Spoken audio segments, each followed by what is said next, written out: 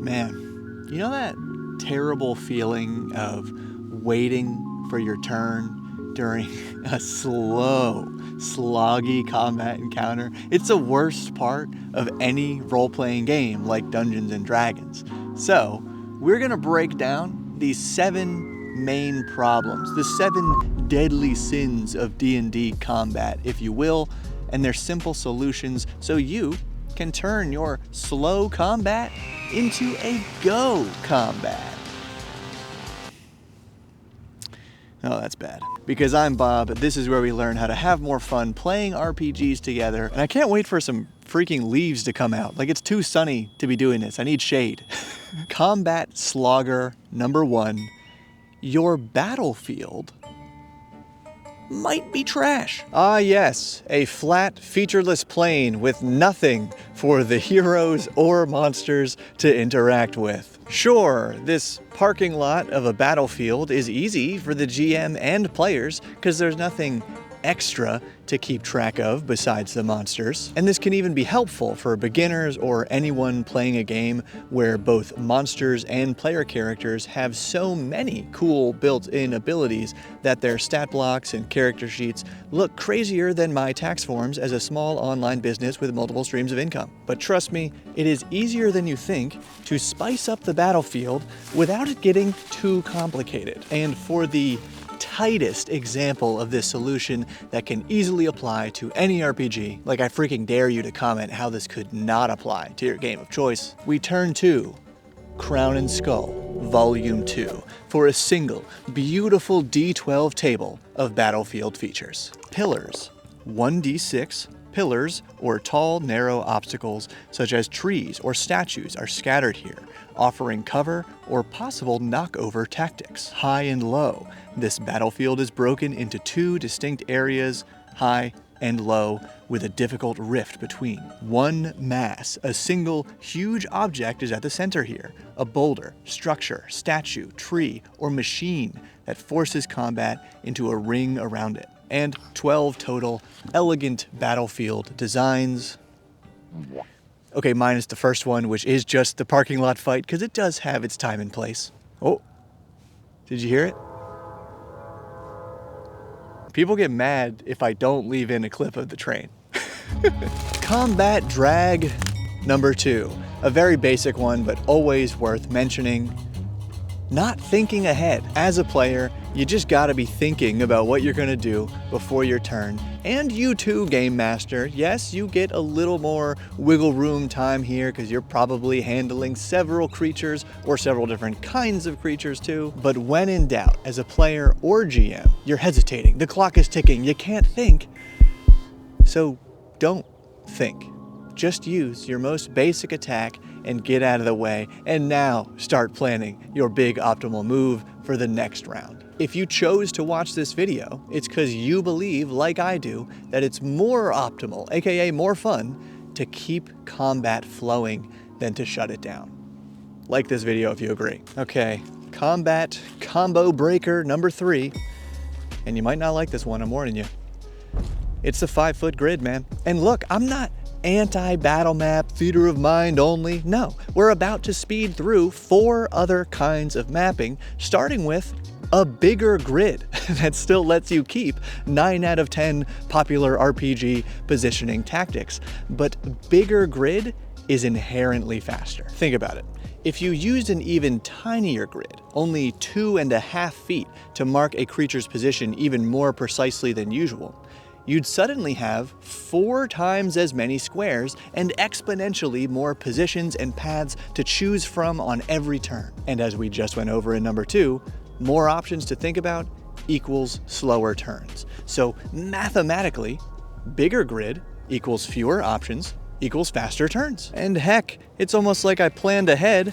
We can demonstrate this with these awesome magnetic hex tiles from today's sponsor, Realm Brew. And look, they even have subtle 1-inch hexes on each tile if you want to flip between the 5-foot grid and the big grid for different encounters. So the quick specs, there are 3 sets of tiles: underground caverns, subterranean rivers, and man-hewn dungeons. Every tile is reversible. They're also scratch resistant.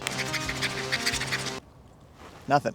And they're supposed to be dry and wet erase, but it turned out this prototype I received was not dry erase, and the makers assured me that this prototype does not have the same finish as the final product, so they were even cool with me leaving this part in. Yours will be dry and wet erase, don't worry. There's also tons of removable decals, numbered fog of war sheets, and they're magical, because no one really knows how magnets work. So check out the Realm Brew hex tiles through the link below.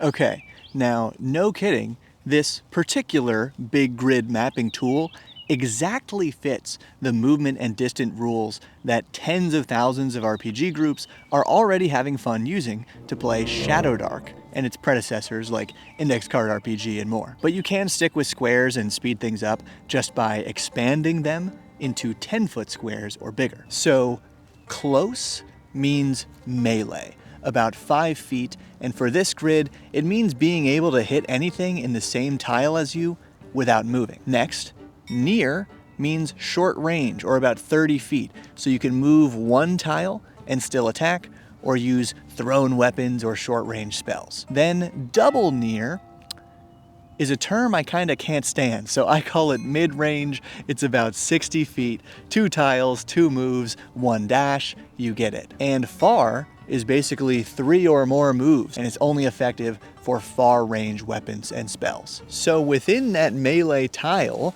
you can still flank, corner, create choke points, take cover, and do pretty much everything else. I think the only positioning tactic that this big grid can't easily account for is the 10-foot reach weapons found in D&D and some of its cousins. However, 2 options for that. A, continue to treat each individual tile or 10-foot square as its own distinct pocket for melee, but within that given space, you count the tiny spaces. Or B, use the slightly more detailed measurements of Daggerheart. So instead of going right from melee to near, Daggerheart uses different words and adds 1 range in between there. So it's melee, very close, close. And instead of relying on a grid at all, Daggerheart measures distance with objects at the table, like the cards, pencils, and paper. But the even faster decision-making map method that my group mostly uses is the abstract map. It just has 2 measurements, melee or a number of moves away.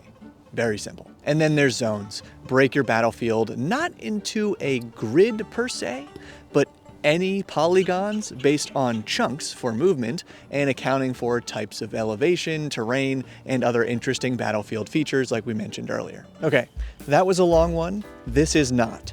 Combat downer number 4, monsters only go bonk. Yes, while the simple tactic of reducing hit points is technically the fastest way to end a combat, it is the most boring by a mile. So don't overdo it, but just remember to add in some pushing, pulling, pinning, engulfing, throwing, summoning, and maybe the coolest form of this idea, make a boss monster's action take at least 1 round to resolve. Pointy Hat recently made an incredible video about this, calling it Battlefield Actions, where the monster noticeably begins some big effect, and then the players, more so than the characters, have to figure out what's happening and how to stop it, or at least how to mitigate it before it goes off. Cleanly combining a tension-building timer with a cool attack. And I'll give one example right here, but you really must go check out that video, link below. So there's Cleave. The boss raises its weapon, readying a devastating attack against anyone in front of it. But whenever a creature hits the boss, it turns to face that direction.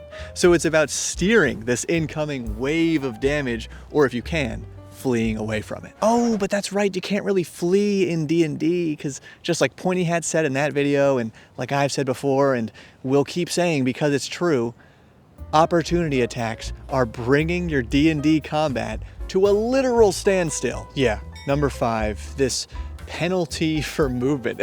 I feel silly just saying it. This penalty means that the boss monsters are, by default, stuck in one place, or else the characters just get a bunch of free attacks for no good reason at all. And all combatants are discouraged from moving to tactically position themselves. And reality check, if you've only played D&D 5e, Most fantasy RPGs handle this rule the opposite way, where the general rule is that anyone can move freely in or out of melee range, but then some fun specific rules and features let you tactically earn that extra attack. I use one called Surrounded.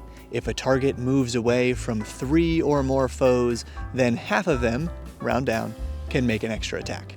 Done. Now another real simple combat tip that I resisted for years but can no longer deny after watching how long it takes some players to do this. Combat Problat number 6. Rolling dice slowly. This takes a few forms, and the main one you'll hear is how rolling your attack and damage dice at the same time saves a little time. Truly, it only adds up to a few minutes per session at most, and that's why I ignored this advice for so long.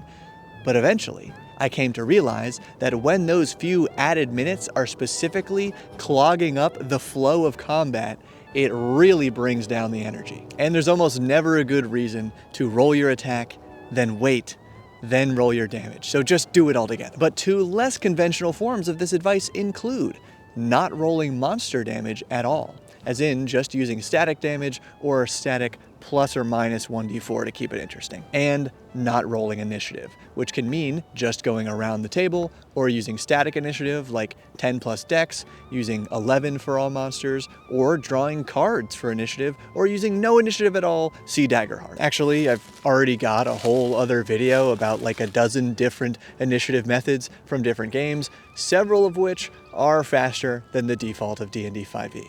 But speaking of other helpful videos, Deadly Combat Sin number 7, the heroes only go bonk. Yes, instead of their only goal being to reduce hit points, I call this idea alternate combat objectives, and it takes many forms. The precious target, capture the flag, the unconventional chase, the crowd pleaser, king of the hill, and other simple yet explosively awesome ways to keep your players engaged during combat. And they're all detailed in this video on your screen. You don't want to miss it, and if you'd like to support this kind of content, join my Patreon through the link below so you too can contribute to the complicated tax situation of this small online business that I am genuinely so grateful for. Thank you so much, and keep building.